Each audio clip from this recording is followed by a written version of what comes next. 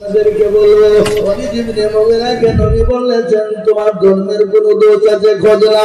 ও মুসলমান, অনেক ইবনে মুগিরা কিন্তু বাড়ি থেকে বেরোতে পারে না, বাড়ি থেকে বেরোতে পারে না।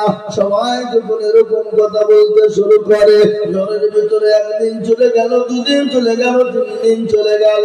তার মাকে ডাক দিয়ে বলে মা গো, মা বলে মা গো,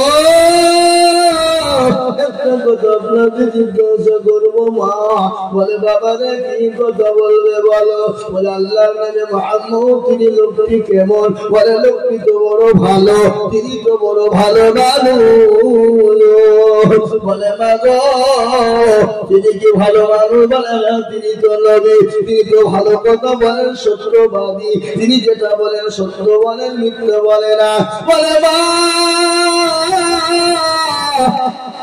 আমি মুহাম্মদ সাল্লাল্লাহু আলাইহি ওয়াসাল্লামকে গালি দিয়েছিলাম, এই জন্য আমাকে বলেছে তার জন্মের কোনো দোষ আছে। মা বলো বলো আমার নাকি জন্মের কোনো দোষ আছে। মা বলে বেটা রে আমি আজকে তোমাকে মিথ্যা কথা বলবো না বেটা। বলে মা কিরকম কিরকম। বলে বাবা নবীজি যে কথাটা বলেছে সেটা সত্য বলেছে, এটা মিথ্যার কোনো অবকাশ না।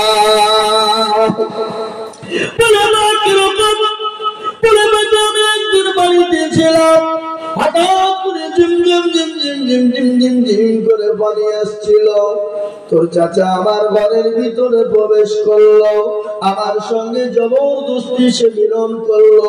আর মিলনের কারণে 2 জন্ম নিয়েছিস রে বেটা। এই জন্য নবী যেটা বলেছে সত্য বলেছে। ও বেটা রাসূলের কথা মিথ্যা হতে পারে না। আজ আমি আপনাদেরকে বলবো ও মুসলমানেরা, যারা আলেম ওলামাদেরকে গালি দাও, আলেম ওলামাদের সম্পর্কে খারাপ মন্তব্য করো, তারা হলো নবীর ওয়ারিস। নবী বলে গেছেন উলামা ওয়ারাসাতুল আম্বিয়া। খবরদার আলেম ওলামাকে গালি দিও না, আলেম ওলামার সঙ্গে খারাপ ব্যবহার করো না, আলেম ওলামার সঙ্গে নোংরা ব্যবহার করো না, আলেম ওলামার সঙ্গে খারাপ মন্তব্য করো না, তাহলে তুমি কুফরি করে ফেলবে। জেনে নিতে হবে, জেনে নিতে হবে তোমারও কোন রকম না কোন রকম দোষ আছে। হাদিসে নবী চলে গেছে, কিন্তু নবীর ওয়ারিস কারা? কথা বলেন না কেন? কারা? আল্লাহ নবী বললেন আল উলামা ওয়ারাসাতুল আম্বিয়া। আমার রাসূল বলে গেলেন আমি নবী চলে গেলাম, আমার ওয়ারিস হিসেবে উলামাদেরকে রেখে গেলাম। খবরদার উলামাদের সঙ্গে খারাপ ব্যবহার করবা না। আল্লাহর কোরআন বলেছে ইন্নামা ইয়াখশাল্লাহা মিন ইবাদিল উলামা। পৃথিবীর জমিনে আল্লাহকে যদি কেউ বেশি ভয় করে, আল্লাহকে বেশি মানে, তারা হলো আলেমেরা, তারা হলো উলামারা। এটা হলো কোরআনের কথা। কোরআনে কোনো মাস্টারের কথা বলেনি, ব্যারিস্টারের কথা বলেনি, উকিলের কথা বলেনি, ডাক্তারের কথা বলেনি, এমপিএমের প্রধানমন্ত্রীর কথা বলেনি, আমাদের মৌলবীদের কথা আল্লাহ কোরআনে বললেন ইন্নামা ইয়াখশাল্লাহা মিন ইবাদিল উলামা। পৃথিবীতে আল্লাহকে যদি কেউ ভয় করে তারা হলো আলেম, তারা হলো উলামা, তারা হলো আজকে আলেম ওলামা কি করেছে?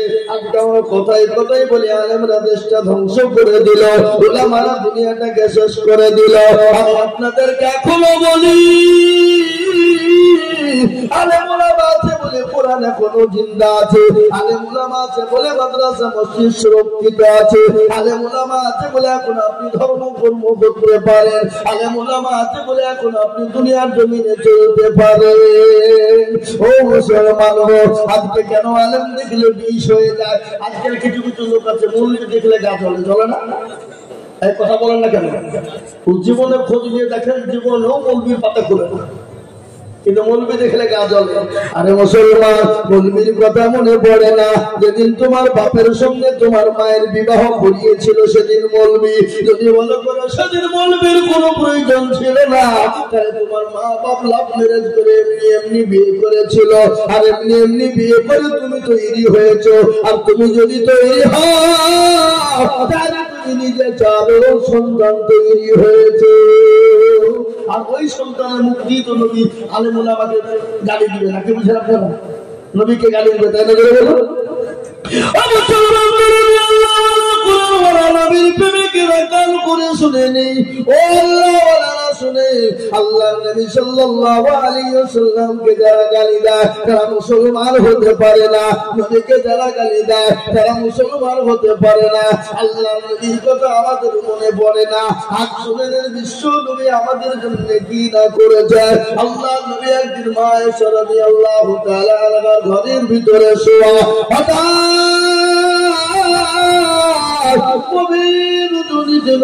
উঠে গেলেন, উঠে যাওয়ার পর আপনার জান্নাতুল বাকিতে গেলেন। জান্নাতুল বাকিতে যে আল্লাহর দরবারে দুখানা হাত উঁচু করে দোয়া করে বলে, আল্লাহ আমার উম্মতের জীবনের গুনাহগুলোকে তুমি মাফ করে দাও। কে দোয়া করছেন? না কে? রাসূলুল্লাহ। আল্লাহর নবী দোয়া করছেন, আল্লাহ আমার উম্মতের জীবনের গুনাহকে মাফ করো। বিশ্বনবী হাতটা তুলে দোয়া করলেন। আল্লাহ ডাক দিয়ে বলেন, নবী গো আপনি কোনো চিন্তা করবেন না গো রাসূল, ও হাবিবুল্লাহ আমি আপনার উম্মতের একটা গুনাহকে আমি মাফ করে দিলাম। কি ব্যাপার?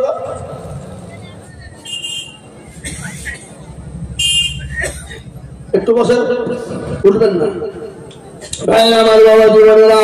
আল্লাহ নবী আল্লাহকে জানেন, আল্লাহ জানিয়ে দিয়ে বলেন, নবী গো আমি আপনার উম্মতের একটা গুনাহকে মাফ করে দিলাম। কিন্তু বিশ্ব নবী দোয়া বন্ধ করলেন না, আমার হাতটা তুলে দোয়া করে বলে, আল্লাহ আমার উম্মতের জীবনের গুনাহকে মাফ করে দাও। ও আল্লাহ আমার উম্মতি জাহান্নাম থেকে বাঁচতে পারবে না, জাহান্নাম বড় কঠিন, কবর বড় কঠিন। আল্লাহ বলে, নবী গো আমি আপনার উম্মতের দিবা গুনাহকে মাফ করে দিলাম। সুবহানাল্লাহ। কিন্তু বিশ্বের নবী তিনি দোয়া কিন্তু বন্ধ করলেন না, আমার হাতটা তুলে দিয়ে বলছে, আল্লাহ আমার উম্মতের জীবনের গুনাহগুলো কি তুমি মাফ করো। আল্লাহ বলেন, নবী গো আমি আপনার উম্মতি চারটা গুনার মধ্যে তিনটে গুনাহকে মাফ করে দিলাম। কিন্তু নবীজি আমি একটা গুনাহ জীবনেও কোনোদিন মাফ করব না। সব গুনাহ আল্লাহ মাফ করে দিবে, কিন্তু একটা গুনাহকে মাফ করবে না, সেটা করবো না। জোরে বলুন না। আমার মনে হয় এলাকার লোক শিরিক করে না? করে? এই দেশের লোক শিরিক করে? ভাই কথা কয় না? শিরিক কাকে বলে একটু জানতে হবে।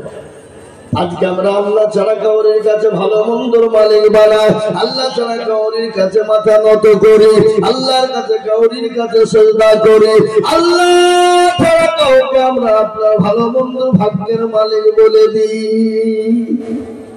এটা হলো শিরিক। আর শিরিক কাকে বলে? যাদের 10 বছর বিয়ে হয়েছে বাচ্চা হয় না, চৌতলা বেলতলা গাছতলা মেঘতলা হরভরে লোনাঙ্গা পেটনাঙ্গা আলাহাদি সালফি সাফি মালিকি কুচ্চগিরি ছোট পীর বড় পীর হঠাৎ পীর বালিশ পীর বেল পীর কানা পীর দজ্জাল পীর ডেঙ্গা পীর খিচুড়ি পীর বাপের জামা গায়ে দিয়া পীর তার দরবারে গিয়ে বলে, মেরে খাজা দুধ মে এক লড়কে বানা দো। আল্লাহ বলছে, তোকেও ফাটাবো খাজাকেও ফাটাবো।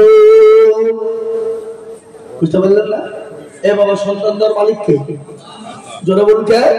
রুজির মালিক কে? সম্পদ দেওয়ার মালিক কে? তাই বলে আপনারা মনে করছেন মৌলবি নাকি আলমের দুশমন, মৌলবি নাকি পীরের দুর্নাম করছে। না, আমি পীরের দুর্নাম করিনি। ও মুসলমান, পীর কাকে বলে? পীরকে তো জেনে নেন। হযরতে খাজা মাইনুদ্দিন চিশতি রাহমাতুল্লাহ আলাইহি কত বড় আল্লাহর ওলি জানেন? কত বড় আল্লাহর ওলি।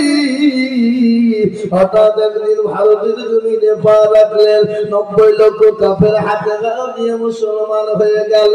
মাকে গিয়ে বলে, মা গো আজকে আমি বড় আনন্দিত গো মা। বলে কেন রে বেটা? বলে কেন কেন কেন? আজকে আমি বড় খুশি হয়ে গেছি। আজকে ভারতের মাটিতে 90 লক্ষ কাফের আমার কাছে দিয়ে মুসলমান হয়ে গেল। মা বলে বেটা এটা তোর আনন্দ নয়, এটা আমার আনন্দ রে বেটা।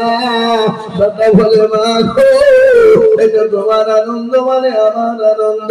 ওগো মা জননী শুনে না, ওগো মা তোমার আনন্দ মানে আমার আনন্দ। মা বলে বেটা রে কেন আমার আনন্দ তুমি জানো? ও বেটা কেন করে শুনে না? তুই যে আমার করে জানো সন্তান মায়ের দিন তুই যখন আমার করবি ছিলি রে বেটা, আমি যে তোর মা আমি কোনদিন তাহাজ্জুদের নামাজ এক ওয়াক্ত কাজা করি নাই। সুবহানাল্লাহ বলুন। এ বাবা আমাদের দেশে এরকম কোন মা আছে যে পেটে সন্তান নিয়ে নামাজ তো দূরে করে তাহাজ্জুদ তো জীবনে পড়বে না, এরকম মা আছে? কথা বলে আমাদের দেশে বাপজি বাচ্চা পেটে আসতে দেরি, ও কিন্তু হুকুম করতে লোককে দেরি নাই। কথা বলেন, ডাক্তার বলছে খবরটা আলোচনা করো না, কেন ক্ষতি হয়ে যাবে, নামাজও পড়া বন্ধ। কিন্তু সারাদিন বসে বসে সিরিয়াল দেখতে কোনো ব্যথা নাই। আপনাদের তো সব সময় নাকি আছে? হ্যাঁ, শাশুড়িকে হোক, মাকে হোক, স্বামীকে হোক, ছেলেকে হোক, বোনকে হোক, নবাব শেষ নবাব জাতি হয়ে গেছে, পায়ের ওপর পা তুলে বসে বসে আপনার সিরিয়াল দেখে। ও মুসলমান, কিন্তু আমার নবী বলে গেছে কোন মহিলার গর্ভে যখন বাচ্চা এসে যায় সে জননী জানে বেশি বেশি করে আল্লাহকে ডাকে, বেশি বেশি করে নামাজ পড়ে, বেশি বেশি করে কোরআন হাদিস পড়ে, বেশি বেশি করে আল্লাহকে যে আল্লাহর জিকির করে, বেশি বেশি তাসবিহ পড়বে, বেশি বেশি করে নামাজ পড়বে। আল্লাহ বলেন ওই নারী আমার আল্লাহ তার দায়িত্ব নিয়ে নিয়ে ওই নারীর বাচ্চা নরমাল আল্লাহ প্রবেশ করে দেবে, তাকে সেটার কোনো প্রয়োজন কিন্তু হবে না। কিন্তু আমাদের দেশের মারা নামাজই তো পড়ে না। কি বলছেন আপনারা? পড়ে নামাজ আছে, নামাজ পড়ে না, সিরিয়াল টিভি নিয়ে তারা ব্যস্ত, কাজকর্ম ব্যস্ত। আমি আপনাদেরকে শোনাবো ইনশাআল্লাহ। বসুন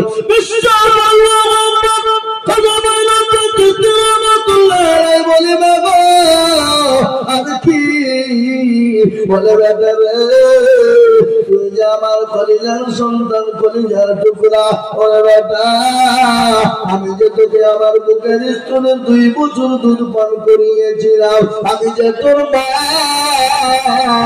আমি কোনদিন বিনা ওযুতে একদিন তোকে স্তনের দুধ পান করাই না। সুবহানাল্লাহ বলুন। পেরকে বল মুসলমান আল্লাহর ওলি কারা, আল্লাহর হুকুমকে মেনে না, আল্লাহর দিনকে মেনে না। আমি পীরের দুর্নাম করিনি। আজকে আমাদের দেশে কিছু ভণ্ড পীর বেরিয়েছে, নামাজ নাই, রোজা নাই, কুল নাই, কলমা না, উত্তর দক্ষিণ কিছু নাই। তাদের দরবারে গেলে নামাজ লাগে না, তাদের দরবারে গেলে কোরআন পড়তে হবে না, তাদের দরবারে গেলে আপনার নামাজ রোজার প্রয়োজন হবে না। ও মুসলমান, একটা কথা বলবো হয়ে গেল। আমি আর আগেও বলেছি বাবা, বাঁকুড়া জেলার নাম শুনেছেন না? বাঁকুড়া জেলা সোনামুখী বলে একটা জায়গা আছে বাবা, ওই এলাকায় একটা জায়গাতে এক সাধু বাবা বসে আছে। কি বাবা? সাধু বাবা, যার মাথায় জড় দাঁড়িতে ঝড়, গায়ে চলার চট করে বসে আছে রে বাবা। হাতে এরকম করে মাল নিয়ে ডলে আর কলকাই ভরে চোখ টান দেয় আর বলে মদিনা যাবো কেমনে, মনে হচ্ছে মদিনা তার বাপের ঘর। চোখ গুলা মোটা মোটা হয়, কিসে টান দিছে? গেঁজা। হ্যাঁ এ বাবা গেঁজাই মারে টান। আরে এমন গান ধরেছে, আইনা বাবা কারি, আইনা বাবা রে বাবা, আইনা কারিগর, আইনা বসায় আছে বাবা কলমের ভিতর। কি বুঝলে? নামাজ বোঝা লাগবে।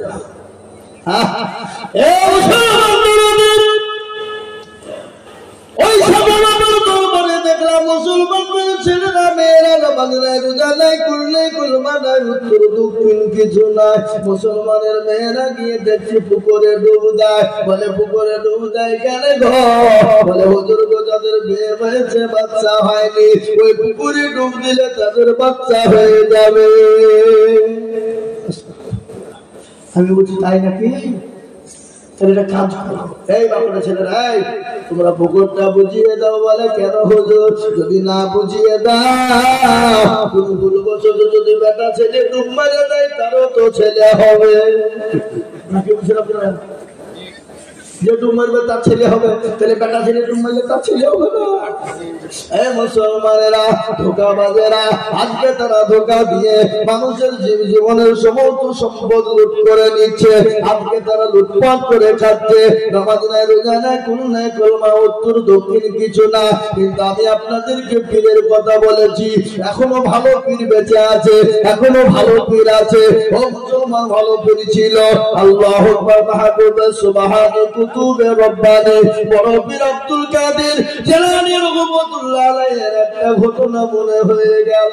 কি বলবো না বলবো না বলবো? খাজা মঈনুদ্দিন চিশতি সুবহানাল্লাহ বড় পীর আব্দুল কাদের জিলানী রহমাতুল্লাহ আলাইহির একটা ঘটনা।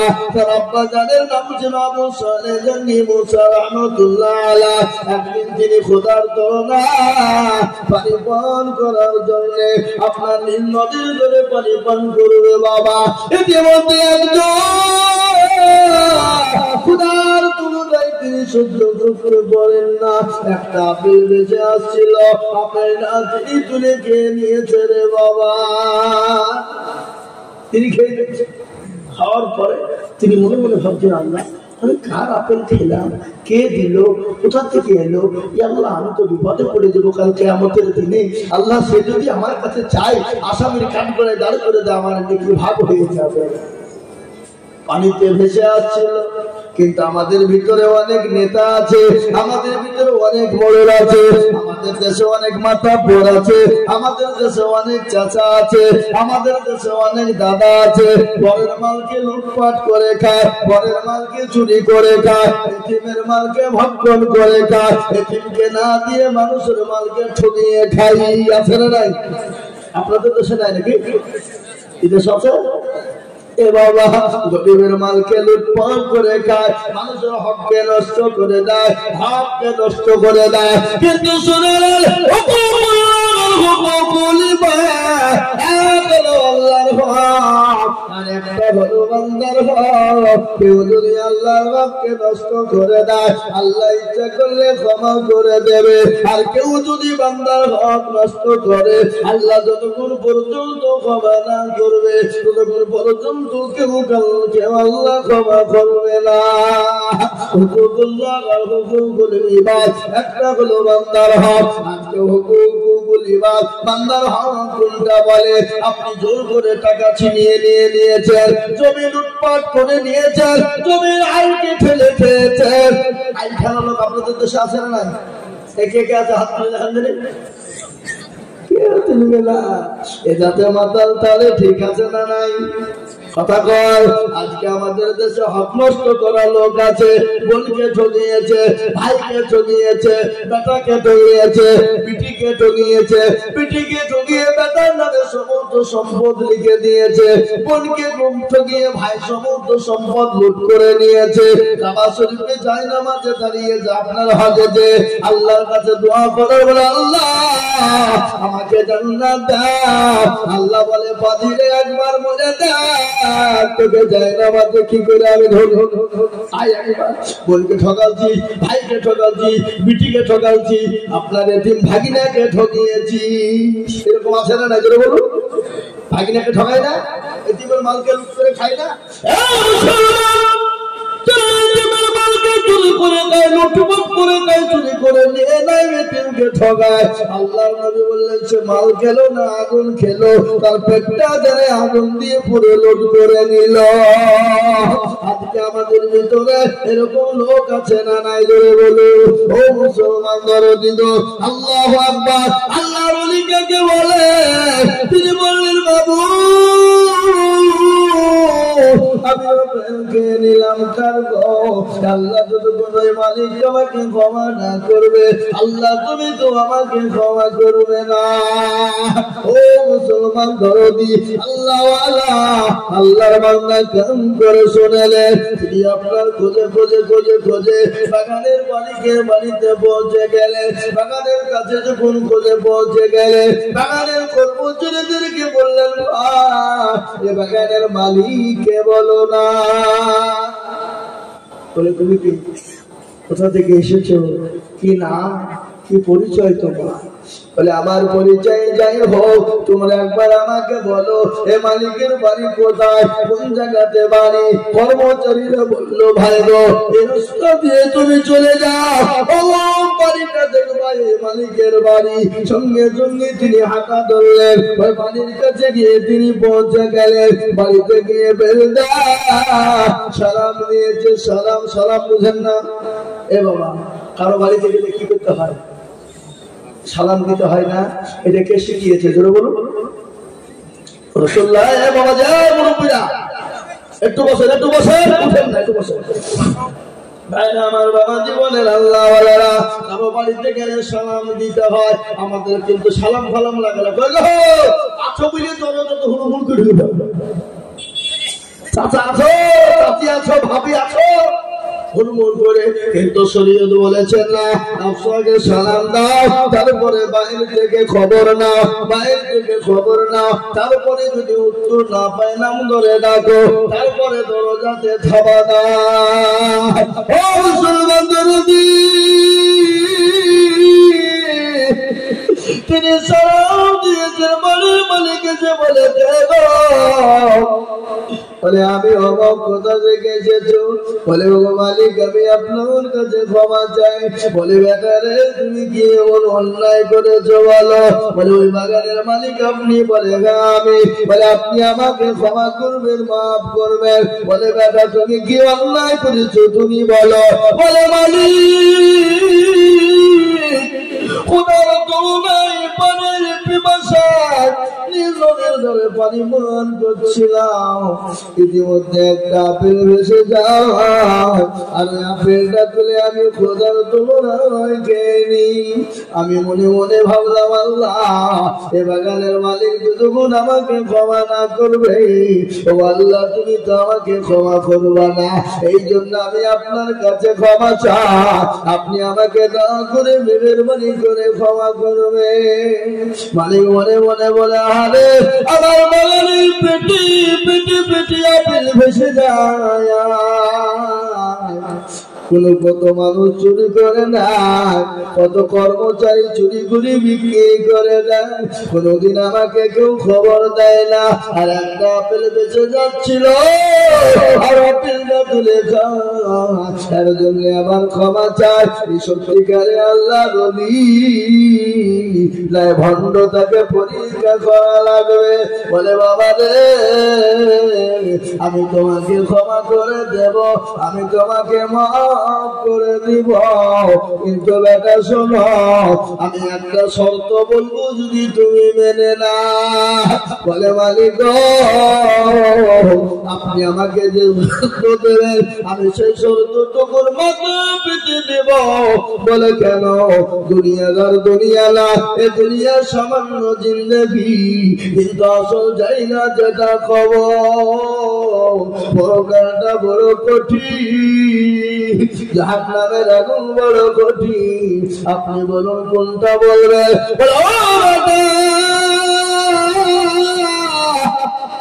আমি তোমাকে ক্ষমা করে দিব, কিন্তু আমার বাড়িতে আমার বাগানে 5 বছর তোমাকে বাগান আগলে যেতে হবে, আমার বাগানে কর্মচারী হবে, আমার বাগানে তুমি কর্মচারীগিরি করবা। বলো বাবা করবা। সঙ্গে সঙ্গে নাম দিয়ে বলে মালিক গো আমি আপনার দোকানে আপনার বাগানে 5 বছর কর্মচারী করব। তিনি 5 বছর গোলামি শুরু করে দিলেন। দিন যায় রাত যায়, দিন যায় রাত যায়, সপ্তাহ চলে যায়, মাস চলে যায়, বছর চলে যায়। 5 বছর হয়ে গেল। মালিকের কাছে গিয়ে বলে ও মশাই, ও বাগানের মালিক আপনি আমাকে ক্ষমা করে দিন। ক্ষমা করে। আপনার আজকে 5 বছর পূর্ণ হয়ে গেল। মানে বলা হয় এত সুন্দর সত্যবাদী ছেলে তোমার জীবনেও পাওয়া যাবে না, এত সুন্দর নেক বাচ্চা পাওয়া যাবে না। বলে হ্যাঁ বাবা, আমি তোমাকে ক্ষমা করব। আমি বলেছিলাম 5 বছর পূর্ণ হয়ে গেছে, কিন্তু আর একটা কথা আমি তোমাকে বলি, ও বেটা, বলো তুমি আর একটা শর্ত মানবে কিনা? এ বাবা, আমরা কি করবো? কি করবো? তো ঠোঁট নিয়ে উড়িয়ে দিব, বুঝবে না? বুঝবেন না? মাফ করলে কম, না করবে তো হয়ে পারে ফুটনি ফাটি হয়ে যাবে। পুরি বুঝে ফুটিয়ে গেছি, তোর কাছে ক্ষমা চাইতে ভাগ্য ভালো নাকি? বুঝছেন আপনারা? বলুন। মুসলমান দরদি তিনি বললেন, হারে আল্লাহ, বাগানে আমি কর্মচারী করতে গিয়ে কত পেটি পেটি আপেল চুরি হয়ে যায়, মালিকের খবর নাই, মালিকের খোঁজ নাই। আজ একটা আপেলের কারণে আজকে ক্ষমা চাইতে গেলাম, আর ক্ষমা চাইতে এসে আমার কাছে আজকে আমাকে আবার শর্ত দেয়। জাহান্নাম তো বড় কঠিন, জাহান্নাম বড় ভয়ঙ্কর, বাউলা তুমি আমাকে ক্ষমা করে দিও, জাহান্নাম থেকে আমাকে বাঁচায়, জাহান্নামের জ্বলন্ত আগুন থেকে বাঁচায়। জাহান্নাম এত কঠিন হবে, আল্লাহ কোরআনে বলেছে ওয়াকুদুহান নাসু ওয়াল হিজারা ওয়া ইন্নাদিল কাফিরিন। ও মুসলমানেরা, ওই জাহান্নামের আগুনে আপনার কাফেরদেরকে পোড়ানো হবে, পাগল মানুষকে দূর করা হবে, কাফের আগুনগুলো ভয়ঙ্কর, এত কঠিন। আল্লাহর কাছে দোয়া করে, মাবুদ গো, আমাকে তুমি ক্ষমা করে দিও, আল্লাহ আমাকে তুমি মাফ করে দিও, জাহান্নামের কাছে ওই আসামির কান করে আমাকে তুমি দাঁড় করিও না। ওরে মালিক গো, আপনি বলুন আপনার কি এমন শর্ত রয়েছে? বলে বাবা, শর্ত বড় কঠিন। বলে ও মালিক, যদি কঠিন হয় জাহান্নামের আগুনের থেকে কঠিন নয়, কবরের আযাব থেকে কঠিন নয়। ও মুসলমান গো, আজকে কবরের কথা মনে পড়ে না, কবর বড় কঠিন বাপরে, কবর বড় ভয়ঙ্কর। বিশ্ব নবী বলে গেলে আমার উম্মতি যদি জানতো কবর কোন জায়গা, মানুষ মরে গেলে জীবনে কোনোদিন মানুষকে কবরে রাখতো না। আল্লাহর নবীর বিবি মা খাদিজাতুল কুবরা রাদিয়াল্লাহু তাআলা আনহার ঘটনা আপনাদেরকে একটু শোনায়। বিশ্ব নবীর সঙ্গে মা খাদিজা যখন বিবাহ হয়েছিল, কি হয়েছিল? বিশ্ব নবীর সঙ্গে মা খাদিজাতুল কুবরার যখন বিবাহ হয়েছিল, মা খাদিজা রেখে আল্লাহর নবী 2 দিন 3 দিন 4 দিনের জন্য বাড়ি থেকে জামাতের দাওয়াত নিয়ে গেলেন, তাবলীগের দাওয়াত, কলমার দাওয়াত নিয়ে গেলেন। আপনারা মনে করছে হুজুর আবার কোনটা থেকে কোনটা গেছে রে? বুঝলেন? ঠিক বলবো, থামেন, বসানো শেষ করছে, ঠিক জায়গায় পৌঁছাবো। কি বুঝতে পারলেন না? বললেন না? আমাদের নেটওয়ার্ক আবার মেলা তো, কোনটা বা ভোদা, কোনটা বা জিও, এ বাবা, হ্যাঁ, কোনটা এয়ারটেল, কোনটা টাটা, কোনটা ডকোমো, কি বলবেন, কোনটা বিএসএনএল, মেলা টাওয়ার আমাদের বাবা। এ মুসলমান, কিন্তু এক টাওয়ারে এসে বসবে, দাঁড়ান, আপনার একটু ধৈর্য ধরেন। মুসলমান আল্লাহ নবীর সঙ্গে মা খাদিজা রাদিয়াল্লাহু তাআলা আনহার সঙ্গে যখন বিবাহ হয়েছিল, আল্লাহ নবী মা খাদিজাতুল কুবরা রাদিয়াল্লাহু তাআলা আনহাকে রেখে গেলেন, কালেমার দাওয়াত নিয়ে তিনি গেলেন, বাড়িতে এলেন। বিশ্ব নবী দয়ার নবী কয়েকদিন পরে এসে দেখছেন মা খাদিজা রাদিয়াল্লাহু তাআলা আনহার সঙ্গে সঙ্গে দরজা খুলে দেয়, দরজা খুলে দিয়েছে, দেখছেন খাদিজার চোখে পানি।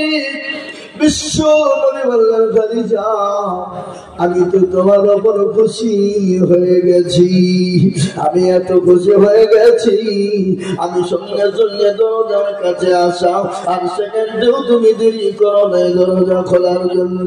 কিন্তু তুমি কান্না করো কেন? তোমার চোখে পানি কেন খাদিজা? হযরতে মা খাদিজাতুল কুবরার চোখে পানি থামে না। আল্লাহর নবী মা খাদিজার শরীরের দিকে লক্ষ্য করে যে শাড়ি কেনা ছিল ফেটে চূর্ণ বিচূর্ণ হয়ে গেছে, এমন ভাবে ছিঁড়ে গেছে সেলাই করার মতো কোনো জায়গা নাই। হযরতে খাদিজা বললেন, আল্লাহর নবী বললেন, খাদিজা তোমার শাড়ি ছিঁড়ে গেছে বলে তুমি কান্না করো, তোমার শাড়ি ছিঁড়ে গেছে বলে তুমি কান্না করো।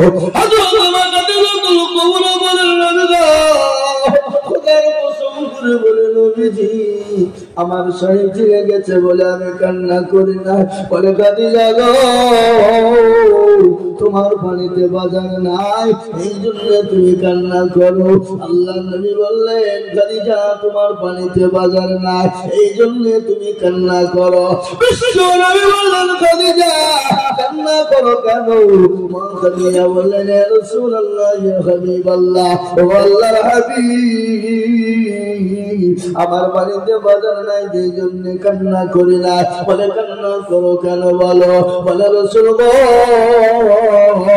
আমি ওই কবরে কি করে একাই থাকবো খাদিজা? ইয়া রাসূলুল্লাহ আমি কি করে ওই কবরে থাকবো? কবর তো বড় কঠিন, কবর তো বড় ভয়ঙ্কর, কবর তো কাউকে চিনবে না। আমি অন্ধকার কবরে কি করে থাকবো?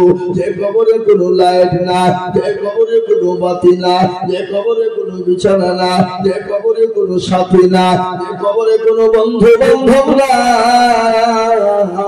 আমি ওই কবরে কি করে থাকবো গো রাসূল? নবীজি আল্লাহর নবী বলেন, খাদিজা রে তুমি চুপ,